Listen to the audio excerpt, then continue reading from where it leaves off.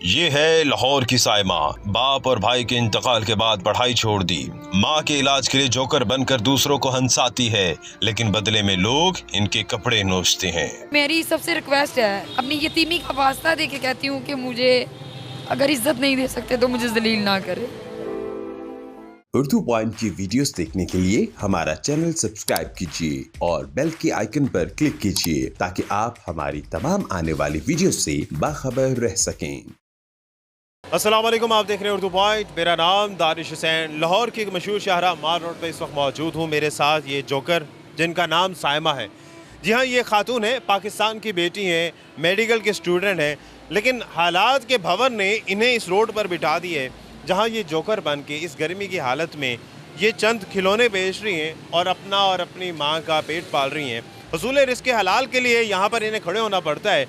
लोग आकर इनके बाल भी नोचते हैं, इनके कपड़े खींचते हैं, इनका मास्क उतारने की कोशिश करते हैं, लेकिन उसके बावजूद साइमा जो पाकिस्तान की बेटी है ये डटी हुई है। साइमा, माल रोड पे बैठना, जोकर बनना, यही काम क्यों आपने चूज़ किया? सर, मुझे ये लगता है कि किसी के पास जाके ख़ुद को गिव एंड टेक करना, जैसे मतलब मैं जॉब के लिए जाती हूँ तो उनकी रिक्वायरमेंट ऐसी होती हैं as a personal secretary, like खाना जाना है तो साथ ले जाना शो पीस की तरह, और उसके बाद मतलब काफ़ी पर्सनली ले लेना कि जैसे ये पे इसको देनी है तो ये मेरी है, मतलब मेरी प्रॉपर्टी है। You know better that now today situation to Pakistan. तो सर इसलिए मैं इस चीज़ को लाइक नहीं करती, या मेरी वालदा ने भी इस चीज़ की मुझे तरबियत नहीं दी कि मैं जाके ख़ुद को उनके आगे मतलब गिरवी रख के काम करूँ। जब मैंने मेहनत ही करनी है सर अपनी मजबूरियों के लिए, तो मैं गिरवी क्यों रखूँ खुद को? ये आपने एज्यूम किया है, लोगों से सुना है, या आपको खुद तजर्बा हुआ है? आप गई हैं और आगे से आपको ये कहा गया? जी सर, मेरी लाइफ का ये दो दफ़ा का एक्सपीरियंस है। मैं आपको ज़्यादा दूर नहीं, मैं अभी बताती हूँ। मैं ये गेटअप करके आती हूँ और घर से मैं गौन पहन के निकाब करके आती हूँ। ये मेरे पास है मेरा गौन। तो सर मैं यहाँ से जाती हूँ, एक गाड़ी वाला मुझे बिठाने की कोशिश करता है, तो मैंने कहा सर बहुत शुक्रिया, सो नाइस ऑफ यू, मैंने नहीं जाना। तो अगर मैं जोकर के गेटअप में हूँ तो मुझे कोई देखना भी गवारा नहीं कर रहा ना, लाइक मतलब एक एक्स्ट्रा चीज़ पड़ी है साइड पे, मतलब कैसे अनवांटेड, तो की पहचान नहीं हो रही, शनाख्त नहीं हो। जी। तो जब मैं ये मतलब मास्क उतार के अपने असल चेहरे के साथ आती हूँ तो मुझे सर प्रोटेक्शन भी मिल रही होती है, मुझे लिफ्ट भी मिल रही होती है, और मुझे ये भी कहा, सुहाने ख्वाब भी दिखाए गए।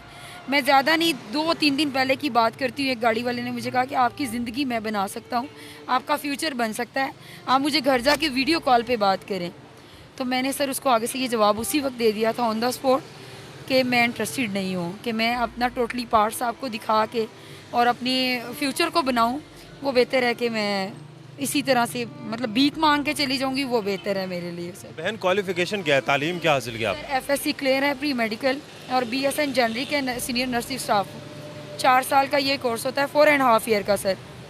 मैंने वो अभी एडमिशन ही लिया था, 13 में मैंने जो है वो किया हाउस जॉब, और उसके बाद सर मुझे पेंडिंग करना पड़ा क्योंकि फ़ादर की डेथ के बाद मेरे 2 भाइयों की डेथ हो गई थी, तो फैमिली सपोर्ट नहीं थी, इसलिए मुझे वो पेंडिंग करना पड़ा। अच्छा सर, अब मैं चाहूँगा कि आप मास्क भी उतारें और मास्क उतार के बात करें देखने वालों के लिए भी, ताकि लोगों को भी आपके चेहरे की भी शिनाख्त हो। और ये इनका चेहरा इस वक्त देखिएगा, मैं यहाँ पर बैठा हूँ, कोई मास्क नहीं है और पसीने से मैं भी शराबूर हूँ, और ये हमारी कौम की बेटी है जो यहाँ पर मेहनत मजदूरी करे, रिज़्क़ हलाल कमा रहे, और इनके चेहरे की तरफ आप देखें तो पसीने से शराबूर है। इनका जो जितना भी गेटअप है उससे इस चीज़ का अंदाज़ा हो रहा है। तो बहन ये बताइएगा कि मतलब मैं लिटरली यहाँ पर बैठा हूँ, मुझे पसीना आ रहा है, सफोकेशन के दिन है, आप इस गेटअप में, ये आपने रबड़ का ये मास्क पहना हुआ है, तो मुश्किल नहीं होता? मेरे लिए बहुत मुश्किल होता है, गर्मी बहुत ज़्यादा है, इतने मोटे कपड़े पहन के मैं कोशिश करती हूँ कि मैं ख़ुद को कवर कर सकूँ, कि मुझे कोई मतलब फ़ील ना कर सके कि ये फ़ीमेल है। समटाइम लोग मुझे शीमेल समझ लेते हैं, और समटाइम ये भी उनको फ़ील होता है कि शायद ये मतलब लड़का है और अंदर ये गेटअप किया हुआ है। तो मुझे सर हर किसी को ये उठा के फेस दिखाने में भी हेजिटेशन होती है, जो मुझे बड़ी पेन का सामना करना पड़ता है। समटाइम मेरी ये विग भी खींच ली जाती है। मेरे साथ यहाँ पे 2 दफ़ा हुआ, यहाँ पे स्टॉप पे बैठे मुझे मतलब पान खाते हैं और वो कागज़ रोल करके मुझे मार जाते हैं। तो मतलब बहुत कुछ फेस करना पड़ता है सर। मुझे अपनी वालदा को देखना है, मेरा टारगेट जस्ट मेरी वालदा का ट्रीटमेंट है, इसके अलावा कुछ नहीं है। वो ठीक हो जाएं, मेरे सर पे सलामत रहें। तो सर इसलिए मुझे ये सड़क पे बैठना टॉय सेल करना, अपनी एजुकेशन, अपनी डेजिनेशन या अपने एक वकार को, एक औरत होने को मैंने साइड पे रख दिया है। क्योंकि सर मैं मर तो उसी दिन ही गई थी जिस दिन मैं बाहर आके इस गेटअप में खड़ी हुई थी। मतलब अपने चेहरे पे, अल्लाह के दिए हुए चेहरे पे भयानक चेहरा चढ़ा के लोगों को इंटरटेन करती हूँ, अपने दुख छुपाती हूँ, अपने आंसू छुपाती हूँ और लोगों को हंसाती हूँ कि मैं 2 वक्त की रोटी इज़्ज़त से और हलाल तरीके से कमा सकूँ। ना कि मैं किसी को राह चलते लिफ्ट लेके उसको अपने डिफरेंट पार्ट्स का, या वो मुझे नोचे और फिर वो मुझे रिज़्क दे। सर मैं ऐसा रिज़्क नहीं चाहती। अल्लाह पाक से मैं दुआ करती हूँ कि अल्लाह पाक मुझे अपने हिफ्ज़ मान में मौत दे। मैं सर ये इज़्ज़त का काम कर रही हूँ, इसलिए मुझे कोई शर्मिंदगी भी नहीं है। जिन लोगों को, अक्सर को तो नहीं पता कि आप एक खातून हैं, जिन लोगों को ये पता चलता है उनका क्या रवैया होता है कि ये एक लड़की है, खातून है जो यहाँ पर अकेली बैठी होती है क्लॉन या जोकर के रूप में? सर पहली बात ये है कि बहुत कम लोगों को पता है, यही लोग समझते हैं, क्योंकि आज तक हुआ नहीं कोई फीमेल जोकर ख़ुद को प्रमोट करवाए। मैं इसलिए इस गेटअप को मैंने जो है ना वो किया कि मेरी शक्ल नज़र नहीं आएगी, क्योंकि शक्ल नज़र आने से मुझे बहुत सी ऑफ़र्स आएंगी कि तुम्हारी ज़िंदगी बन जाएगी ये वो, और मैं इस तरह की ऑफ़र से अवॉइड कर रही थी सर। तो इसलिए अपनी शक्ल को छुपा के इधर आके बैठ गई कि लोगों को एंटरटेन कर सकूं, अपना रिज़्क हलाल कमा सकूं। सर मुझे किसी से मतलब ये नहीं कि मेरी कोई मदद करे, मैं मांगना नहीं चाहती किसी से भी, क्योंकि अल्लाह देने वाला है तो अल्लाह से मांगना चाहिए, क्योंकि वो भी अल्लाह का दिया ही देंगे। लेकिन सर एक मिन्नत है हाथ जोड़ के कि मुझे इज़्ज़त से कमाने दे। मैं चल फिर के नहीं, मैं बैठी रहती हूँ सर इस जगह पे 5, 6, 7 घंटे, मैं चल फिर नहीं सकती। मुझे यहाँ पे इतनी ज़ोर से थप्पड़ लगा, एक दिन बाइक वाले ने इतनी बुरी तरह से थप्पड़ मारा कि मेरे यहाँ पे बहुत पेन हुई और मेरे 2 फिंगर का निशान भी था। लेकिन मैंने इग्नोर किया कि मुझे अपनी वालदा के लिए खड़े होना है। और बहुत से लोग सर मुझे मेरी वजह से खुश होते हैं, लाइक जैसे बहुत लोग तोड़ते हैं ना, तो बहुत से लोग यहाँ पे खड़े होते हैं, इंतज़ार करते हैं मेरे साथ तस्वीर बनाने के लिए।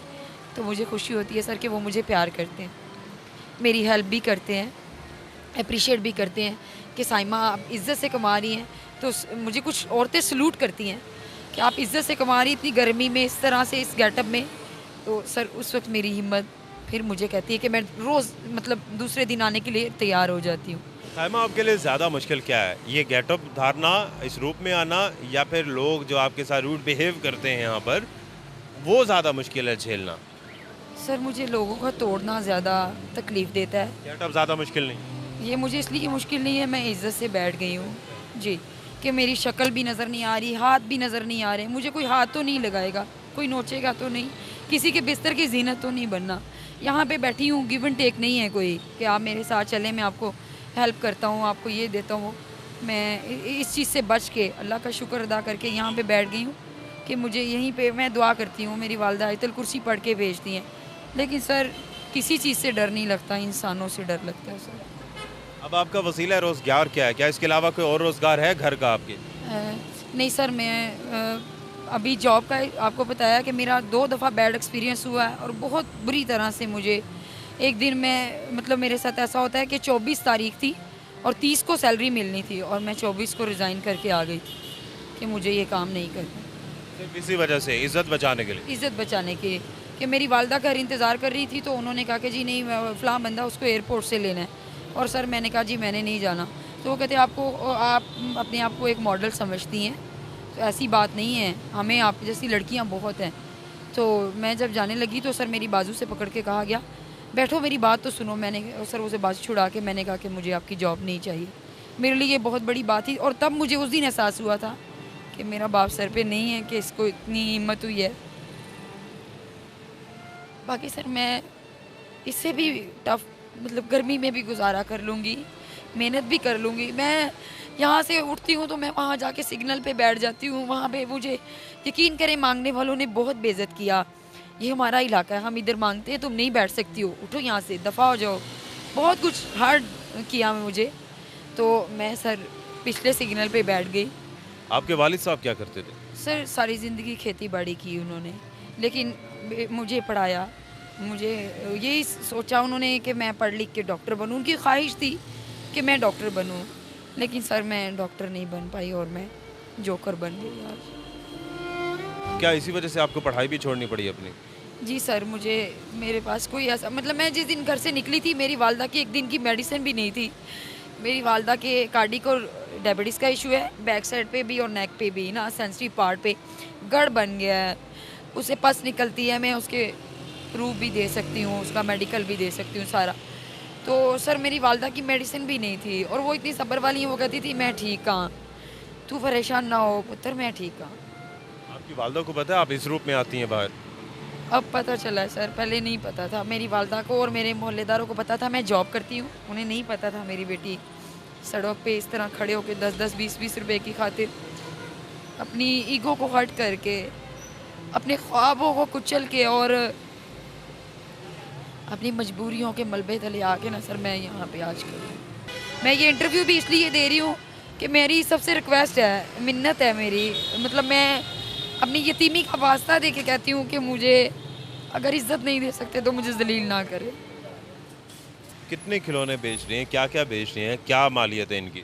सर मैं ये 70 रुपये का आता है, ये मैं इधर से ही परचेज़ करती हूँ, शालमी से मैं इकट्ठे नहीं लाती। और मैं ये 100 रुपये में भी 120 में भी दे देती हूँ। ये सर मुझे 30 रुपये का आता है, ये मेरा 50 रुपये का भी सेल।